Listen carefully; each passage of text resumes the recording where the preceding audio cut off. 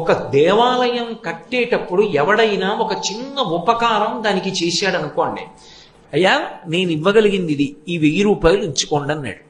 ఇచ్చి మరిచిపోయాడు. ఇప్పుడు ఆ 1000 రూపాయలు దేవాలయ నిర్మాణంలో పడ్డాయి.